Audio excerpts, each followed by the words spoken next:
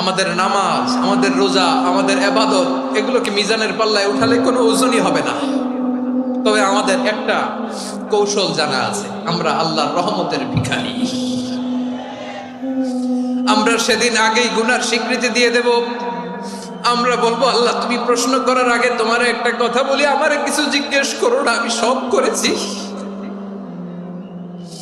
এমন কোন পাপ নাই যে পাপ আমারে দিয়ে হয় নাই। তোমার রহমত দিয়ে তুমি জান্নাতে পাঠাবা, তোমার দয়ায় জান্নাতে যেতে চাই, আমল দিয়ে না। পারবেন বলতে? কিয়ামতের দিন আমরা বলবো, আল্লাহ আমার আমল দিয়ে জান্নাত চাই না, আমি তোমার দয়া দিয়ে জান্নাত চাই। তোমার দয়া ছাড়া আমার কোনো উপায় নাই। কারণ আল্লাহ যদি বিচার করে, বাঁচার কারো উপায় নাই। আল্লাহ যদি বলে ফেলেন তুই এটা করলি কেন, ওখানে গেলি কেন, কোরআনে 1000 বার নিষেধ করলাম তারপরেও এই পাপে জড়ালি কেন, এরকম প্রশ্ন ছুড়ে দিলে আমার উত্তর আছে? বাঁচার কোনো উপায় আছে?